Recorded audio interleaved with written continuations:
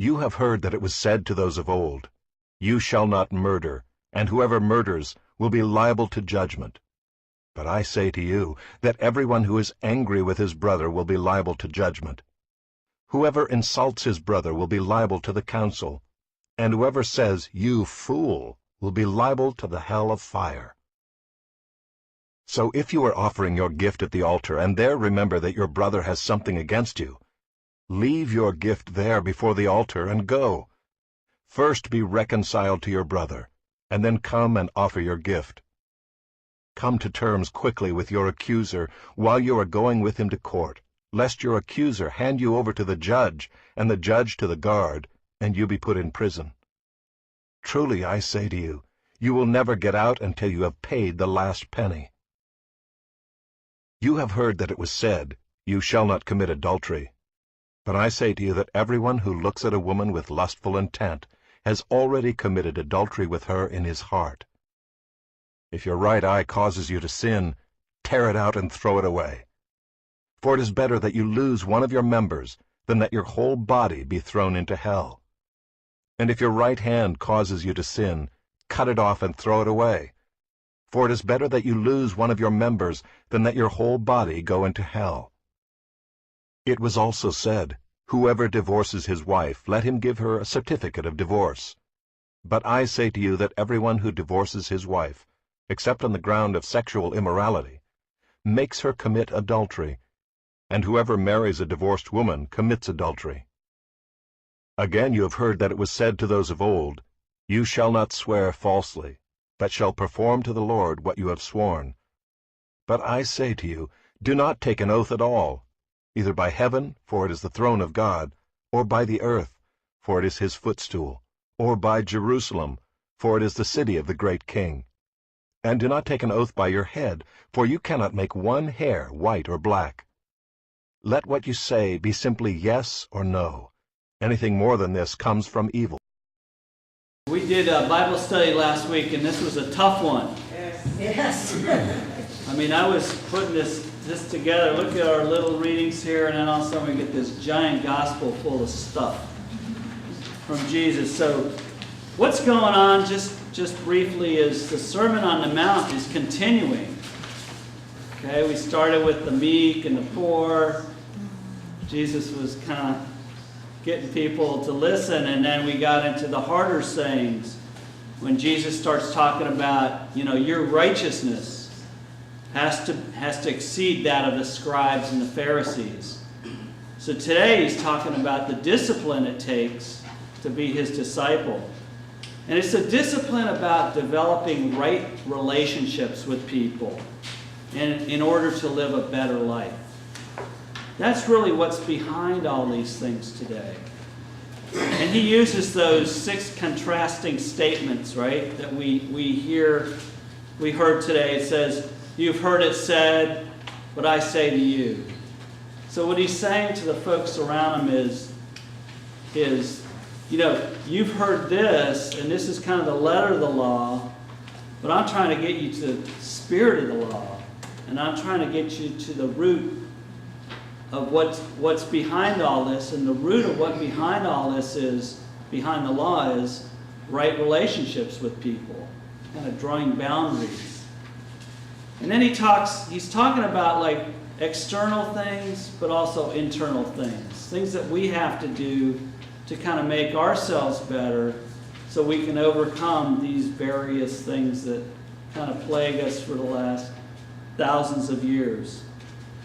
And so what I want to do today is walk through a couple of those. I'm not hitting the one on divorce. Sorry. I'm not doing that one. But let's start with the commandment. He brings up the commandment of prohibiting murder. And like his followers, of course, knew, do not murder. Everybody knows that today, right? It's the same commandment. I mean, it's a very important commandment. But what Jesus is trying to do again is he's trying to get behind it. What causes murder? What is that thing that gets someone such in a rage or so, involved that they go out and murder? And he sees the root of the problem being anger. that just kind of builds up over and over again. So he's asking the question, really, what is that thing? Something to check ourselves on. What is that thing that's causing me to be angry? Or what is that thing that's causing me angry at that person? That it gets so out of hand that causes murder. Right? And those are good questions for us. I've told you about a very kind of wise lady I met in Miami. And she would sit down with us when we were doing I was doing chaplaincy work. And she would say, get in touch with your emotions. Sit down and go, say to yourself, Mike, why am I doing this? Where's that emotion coming from? What is causing me to think this way? And the whole idea is to kind of go internal and see, why the anger, and then why is there always that one person that we call our enemy? What is it about that person that just, infuriates us, right? Because a lot of times there's something in that person that is reminding us of ourselves, right? There's something that is infuriating ourselves, but that person represents it. So maybe it's a bully. There's a part of us that's a bully, or whatever. So that's what we're trying to get at today. And I found this story about a husband and a wife that moved to the city. They're country people, and they decided to move to the city and be city folks. And they go and buy a high-rise condo. And they love everything about the city. They love the busy sidewalks, and they love the stores nearby, and they can just go down the elevator and go out, and things are happening, and they're enjoying all this. And the lady's named Beth, Brian and Beth. They go out, and they're just having a good time being in the city and working and that type of thing. But one thing bothers her. And it's just right across the street. It's right in her sight. And so every night she's up in the high-rise condo, and she looks out, and there's a tattoo parlor across the street. And what bugs her about the tattoo parlor is it has like loud music. There's always people fighting. And she just just gets so focused on that. And the time goes by, and she looks out her window, and she's just sour on living in the city. She likes everything but this tattoo parlor. But every time she looks over there, there's fighting and yelling and noise and all that type of thing. So years go by, and this is all built up, and one day she says, you know what? I'm going to go over there, and I'm going to get a tattoo. So she walks over, she goes right in, she sees the owner. It's a guy named Manuel. And she's ready to kind of give it to him. And then she sees him working on someone's back. And this guy, she recognizes that this guy's an artist. I mean, he's putting like this Immaculate Mary or something on someone's back. And the guy is doing great work. And she says, so she decides, let's see, I need to talk to him, but she walks outside just to kind of calm down, and she's sitting outside, and while she's sitting there, she says, now I'm looking out their world. I'm looking kind of back at my place. Let me see what their world's all about. What's their view of life? And while she's sitting there, another tattoo artist comes out and sits next to her. And the guy says to her, so what are you going to have done today? She goes, I'm going to have put on my arm, love thy neighbor. And he's like, why? She goes, because I'm your neighbor across the street. I live right up there. And every time I look out here, I'm filled with anger and hate. Because there's a lot of noise here, and there's always fights. And it just scares me. You guys scare me. So time comes, and they walk back in, and the artist says to Manuel, the owner, Manuel, dude, we got to stop fighting. This is our neighbor. We're scaring this lady. If we're scaring her, we're scaring a lot of people. And Manuel at first is like, whoa, he's very defensive about it. And then, they start talking a little bit, and she tells him, I want love thy neighbor. And the reason I want it is because I'm having a problem with you guys. So Manuel shows her a couple, they show you a couple things, different designs in that. And he shows a love thy neighbor, but below it has like, hearts and bloody like knives and stuff. And she goes, well, not quite. I just want to love thy neighbor. And so, the guy develops a design and she puts it on her arm. Well, it kind of broke the ice. And after that, the fight stopped. And she would walk past and always wave like they're old pals and that type of thing. A couple months later, she takes her car down to the shop, and she's in line, and she sees Manuel. Manuel's in front of her getting his car worked on too, and says, hey, Manuel, how are you? And he turns around and he goes, Beth. And he gives her a big hug. And he turns back to the mechanic and said, this was the neighbor that I was telling you about. Her name's Beth. So, just through her thinking about it and looking from their perspective and just going over there and talking, they kind of work things out. And that's what Jesus is kind of calling us to, to look outside ourselves and fix those problems. Because it wasn't Manuel, it was just the fighting and all that. Manuel just needed to hear that. Fix those things to develop right relationships and kind of choose a better way of living. And luckily, Manuel and his artist friend were open to that. Jesus also calls us to look inside of ourselves too and kind of root out those problems that have been nagging at us. Those things that are, we all put things on the back burner. I'll do that tomorrow, I'll do that or whatever. We all do that. That's human nature. But we need to sometimes go inside and make some major repair. And as I was doing, I don't know, some of you have sprinklers, some of you have homes. I have a house, it's an old house, and the guy before me put in a sprinkler system. And it's worked fine, but I've noticed it's developed leaks, right? But I kind of put it off because, it works, but there's a spot where it was leaking, but it was getting worse and worse to the point like it was its own sprinkler. So I did some show and tell today. So I brought in the piece that I had to cut out. Yeah, I was putting this off for a long time. I put a little thing here to show you where the crack was. There's a crack in one of these junctions, which is really odd. The thing had split, and this, of course, is in the ground attached to a big pipe going to one of the zones. And this is attached to the part that goes around and it causes that zone to work. So to cut this out and to fix it is a real pain. And it's very time consuming, and then to put it's easy to cut out.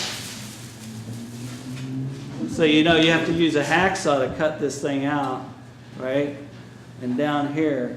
And it's it's easy to cut out, but then you have a hole. But it's harder to put this all back together, all right? Because you've got to get everything right, put the glue right, and this and that. So I've been contemplating this probably for 6 months, right? So I finally got the help of my daughter. And I said, okay, we have to put this at the same time and then put it all back together, So while I was out there, I realized what I was really doing was fixing something inside. That's what we have to do sometimes. We got to do some major surgery to cut out like the bad parts and fix the inside of ourselves, all right?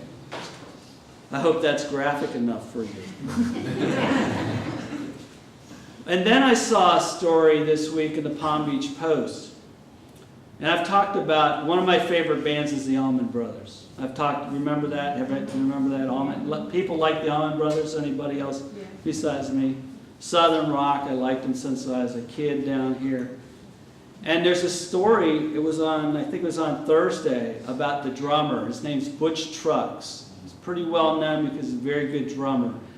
And what happened was, when he was a young man and he was trying to make a living as a drummer, somewhere back when he was living in Jacksonville, it wasn't working out. He wasn't going to make a living at it. It didn't look like that.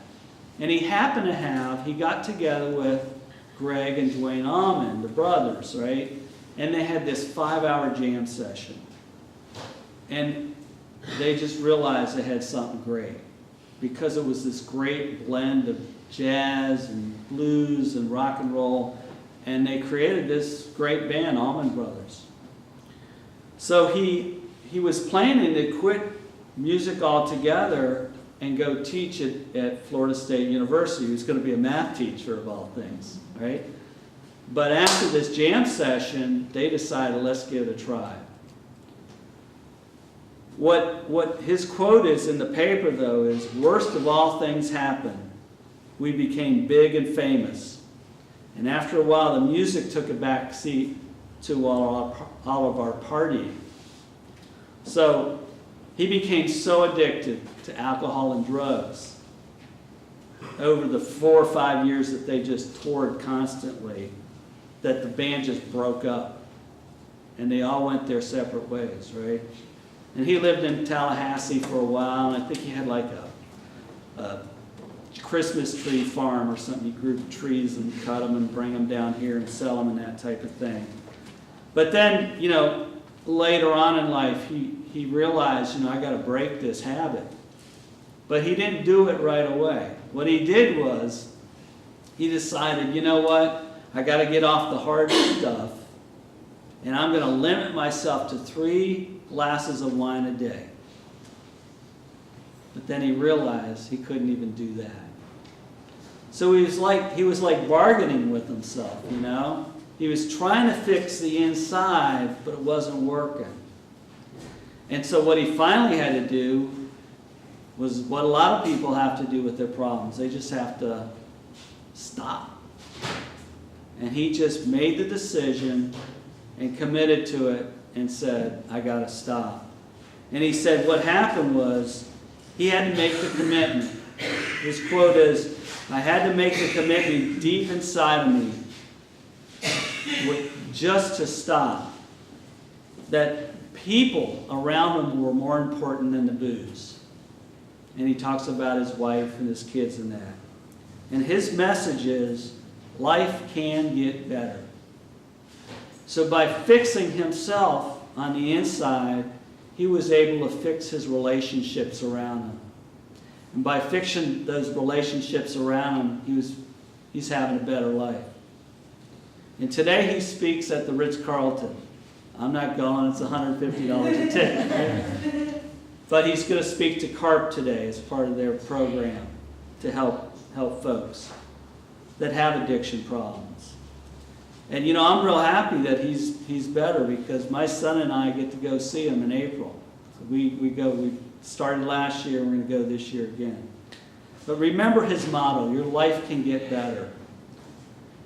He said, and it's true, that discipline of stopping and that discipline of saying, I have to fix the relationships around me is the important thing that got him to stay off the alcohol.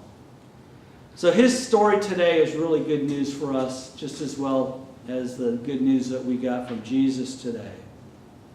Jesus wants us, with everything that he says, he wants his disciples, which is us, okay? We're the modern day disciples, to get to the root of our problems, okay? And to develop these right relationships. And sometimes we got to go out, like Beth did, and go talk to the neighbor. And sometimes we got to go inside and fix what's wrong. Can't forget this graphic. Fix it, all right? It's going to get worse if you don't. So that we can have a better life. So I thank all the people that helped me write all these stories that I read this week. And I say amen. Amen.